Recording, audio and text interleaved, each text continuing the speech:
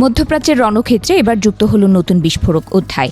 দীর্ঘদিনের কূটনৈতিক প্রচেষ্টাকে বুড়ো আঙুল দেখিয়ে সংঘাতের লেলিহান শিখা এখন গ্রাস করছে ইরাকের সীমান্তকেও।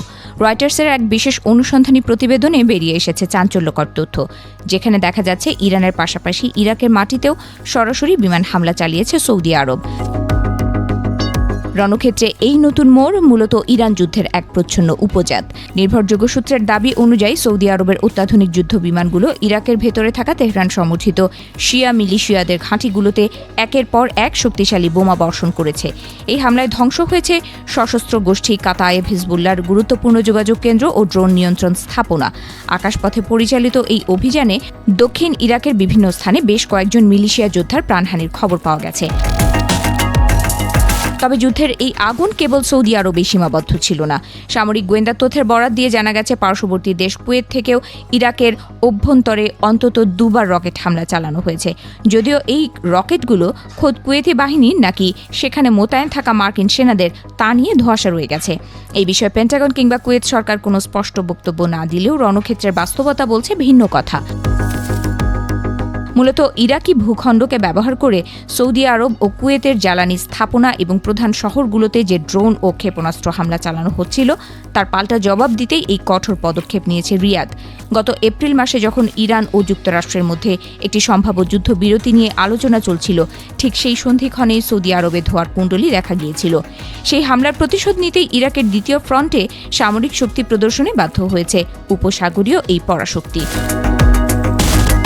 দীর্ঘদিন ধরে ইরাক ও উপসাগরীয় দেশগুলোর মধ্যে পারস্পরিক সন্দেহের যে দেয়াল ছিল, এই হামলার মাধ্যমে তা যেন আরও প্রকট হয়ে উঠল। 1990 সালের কুয়েত আক্রমণ কিংবা 2003 সালের সাদ্দাম পরবর্তী ইরাকে ইরানের প্রভাব বিস্তার, সব মিলিয়ে এই অঞ্চলের ভূ রাজনীতি সবসময়ই ছিল বারুদের স্তূপের ওপর। 2023 সালে চীনের মধ্যস্থতায় রিয়াদ ও তেহরানের মধ্যে যে ঐতিহাসিক সমঝোতা হয়েছিল, বর্তমান যুদ্ধের প্রেক্ষাপটে তার অস্তিত্ব এখন বড় ধরনের অস্তিত্ব সংকটে পড়েছে। বর্তমানে ইরাক সৌদি সীমান্তে পরিস্থিতি চরম উত্তেজনাকর। ইরাকি নিরাপত্তা কর্মকর্তাদের মতে ইরানপন্থী মিলিশিয়া গোষ্ঠীগুলো এখনও দমে যায়নি।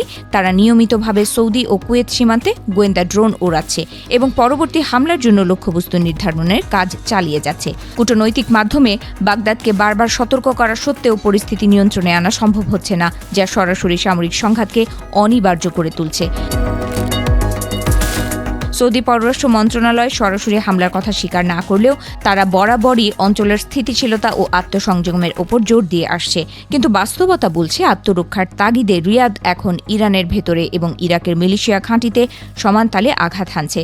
সংযুক্ত আরব আমিরাতও একইভাবে এই প্রক্সি যুদ্ধে জড়িয়ে পড়ায় পুরো মধ্যপ্রাচ্য এখন এক অনিয়ন্ত্রিত অগ্নিকুণ্ডে পরিণত হয়েছে, যার শেষ কোথায় তা কারোরই জানা নেই। এই গোপন সামরিক অভিযানগুলো ফাঁসের ফলে মধ্যপ্রাচ্যের মানচিত্রে নতুন মেরুকরণ শুরু হয়েছে। যে সংঘাত এড়াতে গত কয়েক বছর ধরে কূটনৈতিক টেবিলে আলোচনা চলছিল, সেই সংঘাতই এখন আকাশপথে ডানা মেলছে। ইরাক এখন আর কেবল একটি রাষ্ট্র নয়, বরং আঞ্চলিক দুই পরাশক্তির ছায়াযুদ্ধের এক ভয়াবহ মঞ্চ।